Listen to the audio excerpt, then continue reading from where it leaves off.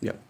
Right here. Thank you, Secretary Hegseth. I had two questions for you. First, are there currently any American boots on the ground in Iran? No, but we're not going to go into the exercise of what we will or will not do. I think it's one of those fallacies for a long time that this department or presidents or others should tell the American people this, and our enemies, by the way, here's exactly what we'll do. Here's exactly how long we'll go. Here's exactly how far we'll go. Here's what we're willing to do and not do. It's foolishness. And so President Trump ensures that our enemies understand we'll go as far as we need to go to advance American interests. But we're not dumb about it. You don't have to roll 200,000 people in there and stay for 20 years. We've proven that you can achieve objectives that advance American interests without being foolish about it. Now, will we be bold about it? Are we willing to be decisive about it? Do we put months and months of planning into what kind of effects we want to achieve? Absolutely. But going forward, why in the world would we tell you, the enemy, anybody, what we will or will not do in pursuit of an objective? We fight to win. We fight to achieve the objectives the President of the United States has laid out, and we will do so unapologetically. Thank you. Is there any significance to... As far as time frame, I would never hang a time frame from our perspective. The Commander-in-Chief sets the op tempo and terms of this fight. As I said, it's on his terms, and we'll make sure that Admiral Cooper and his team have everything they need, not just to defend. I mean, the best defense is good offense. And so we're aggressively pushing into that airspace over that southern flank to ensure that we control it and we destroy anything that moves that would attempt to shoot us. Think of it as shooting the archer instead of the arrows. That's where we want to be. And we have the kind of exquisite intelligence to get over the top, find that and destroy it. It won't happen overnight. This is a big battle space with a lot of capabilities. That's part of the reason why it's such a threat to us. That's why I talk about conventional umbrella to blackmail nuclear ambitions. They were building up this conventional arsenal in order to ensure that no one would ever block them from their ability to get nuclear weapons. So we're very clear-eyed about the nature of this Iranian threat, and we're going to get after it. I don't know if you have anything. What are our objectives, and can you share more information on how the soldiers who were killed were killed? Well, I laid out the objectives, as did the chairman. They're completely nested. I mean, Iran has an ability to project power against us and our allies in ways that we can't tolerate. So whether that's ballistic missiles and drones, so offensive capabilities, effectively their navy, which would attempt to set other terms and impose different costs, drone capabilities, which we laid out there, and ultimately, though this tying it back to Midnight Hammer, the president has been willing to make a deal. You can't have a nuclear bomb. Radical Islamists can't have a nuclear bomb that they wield against the world. He gave them every single opportunity. Then we precisely took it away. And even then, after that, they didn't have that. They didn't come to the table with a willingness to give it away. So ultimately, those nuclear ambitions, which never ceased, are something that had to be addressed as well. So that's a discrete sense of what's being addressed here to ensure that they can't use that conventional umbrella to continue a pursuit of nuclear ambitions. And then as it pertains to the U.S. casualties, that particular incident was, you have air defenses and the lot's coming in and you hit most of it. And we absolutely do. We have incredible air defenders. Every once in a while, you might have one, unfortunately, we call it a squirter that makes its way through. And in that particular case, it happened to hit a tactical operations center that was fortified, but these are powerful weapons. Iran's stubborn and self-evident nuclear pursuits, their targeting of global shipping lanes, and their swelling arsenal of ballistic missiles and killer drones are no longer tolerable risks. Iran was building powerful missiles and drones to create a conventional shield for their nuclear blackmail ambitions. Let me say that again. A conventional shield for their nuclear blackmail ambitions. Our bases, our people, our allies, all in their crosshairs. Iran had a conventional gun to our head as they tried to lie their way to a nuclear bomb. It almost worked under Obama and his terrible deal, but not under this president. Turns out the regime who chanted death to America and death to Israel was gifted death from America and death from Israel. This is not a so-called regime change war, but the regime sure did change, and the world is better off for it. The mission of Operation Epic Fury is laser focused. Destroy Iranian offensive missiles, destroy Iranian missile production, destroy their navy and other security infrastructure, and they will never have nuclear weapons. We're hitting them surgically, overwhelmingly, and unapologetically. With every passing day, our capabilities get stronger and Iran's get weaker. We set the terms of this war from start to finish. Our ambitions are not utopian. They are realistic, scoped to our interests and the defense of our people and our allies. We hope the Iranian people take advantage of this incredible opportunity. President Trump has been clear, now is your time.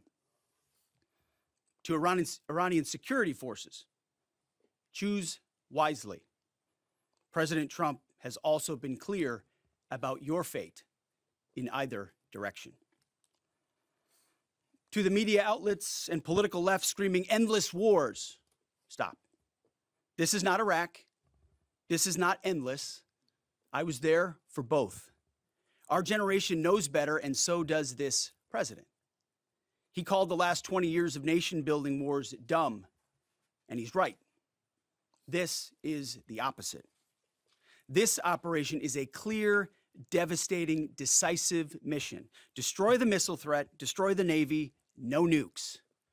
Israel has clear missions as well, for which we are grateful. Capable partners, as we've said since the beginning, capable partners are good partners. Unlike so many of our traditional allies who wring their hands and clutch their pearls, hemming and hawing about the use of force.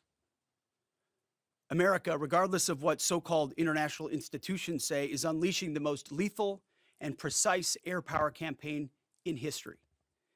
B-2s, fighters, drones, missiles, and of course, classified effects. All on our terms, with maximum authorities. No stupid rules of engagement, no nation-building quagmire, no democracy-building exercise, no politically correct wars. We fight to win, and we don't waste time or lives.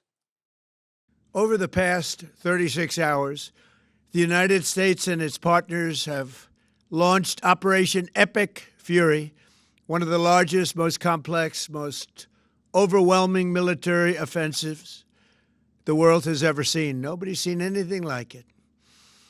We have hit hundreds of targets in Iran, including Revolutionary Guard facilities, Iranian air defense systems. Just now it was announced that we knocked out 9 ships plus their naval building, all in a matter of literally minutes.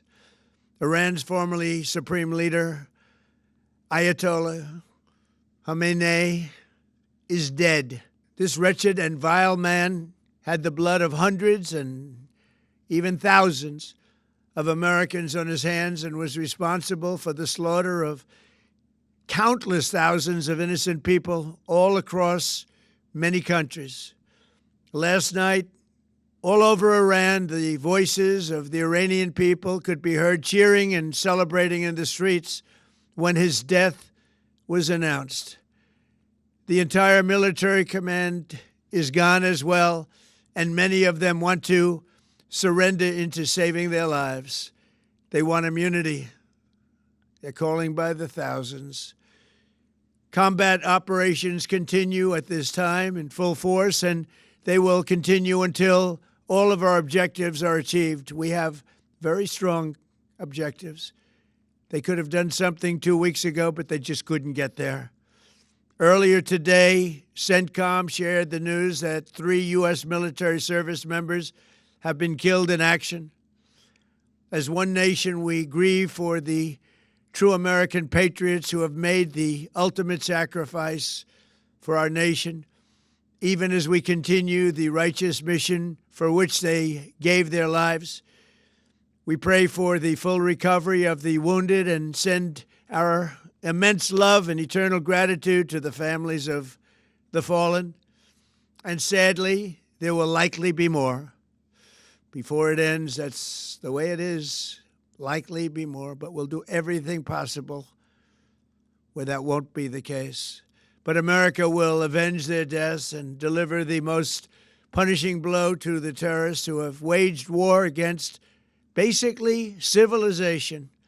They have waged war against civilization itself.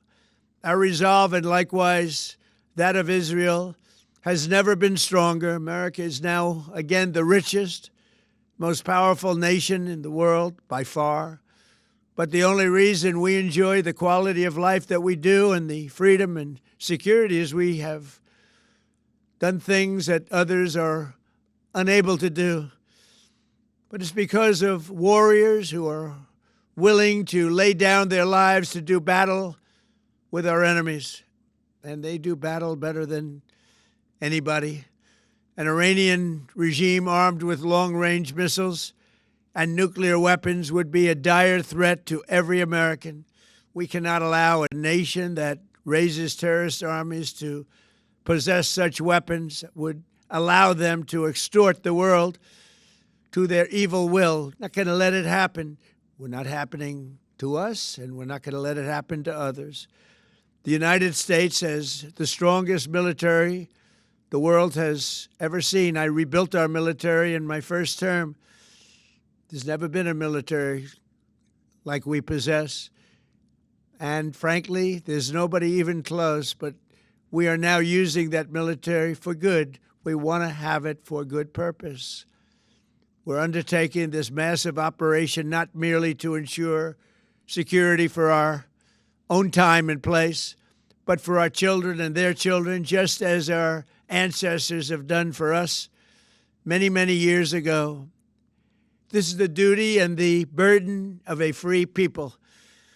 These actions are right and they are necessary to ensure that Americans will never have to face a radical, bloodthirsty terrorist regime armed with nuclear weapons and lots of threats. For almost 50 years, these wicked extremists have been attacking the United States while chanting the slogan, "Death to America," or "Death to Israel," or both. They are the world's #1 state sponsor of terror. We are the world's greatest and most powerful nation, so we can do something about what they do. These intolerable threats will not continue any longer. I once again urge the Revolutionary Guard, the Iranian military, and police to lay down your arms and receive full immunity or face certain death. It will be certain death. Won't be pretty.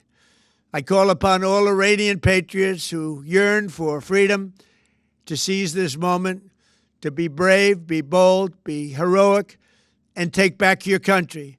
America is with you.